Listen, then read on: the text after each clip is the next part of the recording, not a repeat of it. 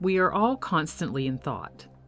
Like an unedited movie, our thoughts are continuously running, triggered by everything we see, touch, smell, taste, and hear. Some of these thoughts become central focal points due to the feelings that they create within us. The type of feeling that is created is not quite as important as the strength of that particular feeling. Emotions are energy in motion. And the more energy a particular feeling carries, the more energetic focus we tend to create regarding it. As we do this, those thoughts and corresponding feelings become ingrained within the subconscious mind. This is one form of meditation, where the meaning of meditation is defined as expressing considered thoughts on a subject. Considered and repeated thoughts go into the subconscious mind as a memory. And once this takes place, the subconscious mind uses it as a reference point to create a reactionary reflex to anything in our outer experience that relates to that memory. Said differently, our outer experiences bring thoughts, feelings, attitudes, and behaviors to the surface that are a direct reflection of the original feeling experienced when a person first focused on the idea at hand. These come directly from memories stored within the subconscious mind. So you might be able to see how this could pose an issue if a person is centering their thoughts on something that is unwanted, unpleasant, or disliked. The subconscious mind will go into its memory storehouse within a fraction of a second to find the memory that most relates to the current circumstance and create a reaction that duplicates what it has already experienced from the past, continuing the cycle indefinitely unless the conscious mind steps in with new reasoning and overrides the old memory or program. This can happen in both positive and negative ways. The subconscious mind does not discriminate, it only delivers. Its function, like computer memory without any emotion, is to bring to the surface your thoughts, feelings, attitudes, and behaviors that directly relate to the command that your thoughts and therefore emotional centers tell it to bring up. It can even have trouble distinguishing between something that is a joke and something that is a serious command, as it doesn't make this type of distinction. So anything that influenced you on an emotional level in your younger years has most likely become something that you enact, believe, and feel on a subconscious level. These things form a pattern within you based on outer ideas, rules, and opinions from others.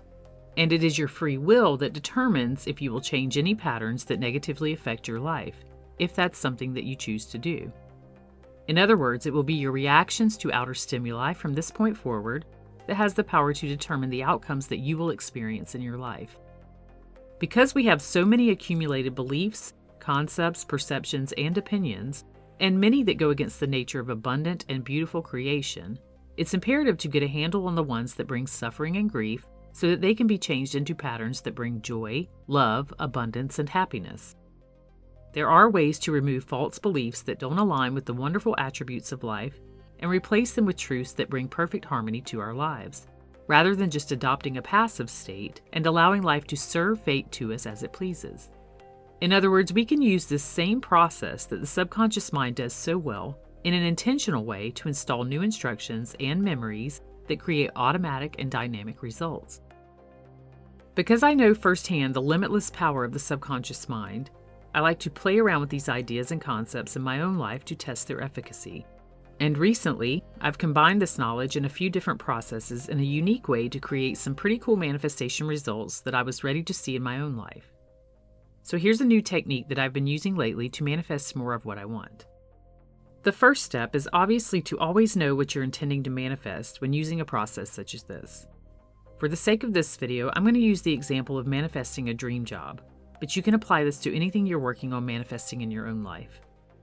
Once you know what you're manifesting, begin to incorporate the words, "I wonder," to make a little game of this. For example, I wonder when they're going to call me to tell me that I got the job. Or, I wonder what I'll wear on the first day at my new office. Or, I wonder how many new friends I'm going to meet when I start my new job. This sends the mind into imagination mode and begins the visualization creative process. It sparks daydreaming without adding any resistance. The subconscious mind likes to play out scenarios that haven't happened yet, and it likes to fill in voids where pondering and questioning is concerned. So this first step is a great way to prime the subconscious mind to get ready for this upcoming event that you're creating.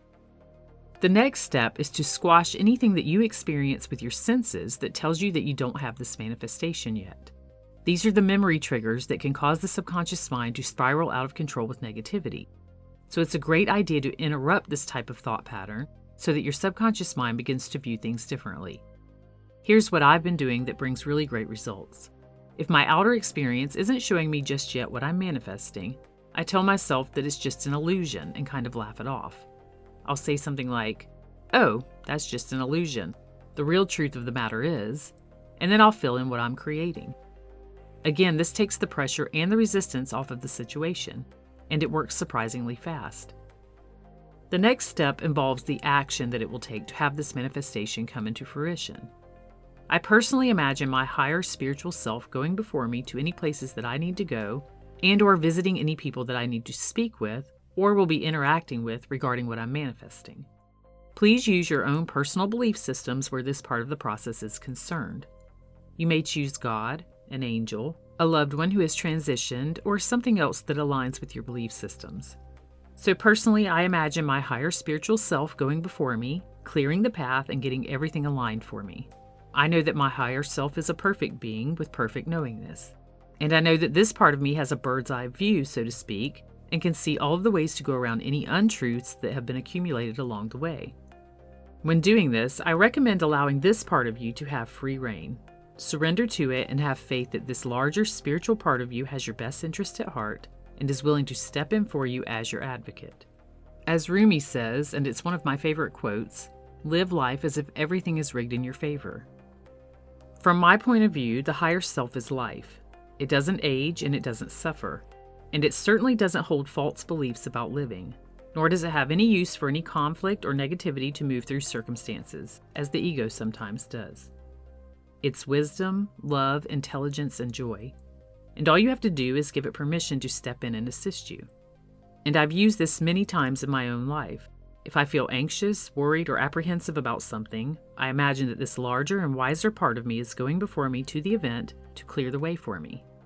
I imagine all interactions becoming pleasant due to the way my higher self has touched the hearts of others. And if you try this, even minimally, I can guarantee you that you will see some pretty astounding results. And the last step in this new process that I've been using is choosing one word that signifies positive results of my manifestation. For instance, going back to the career example, you might choose the word success. And then I find a combination of the word that I've chosen.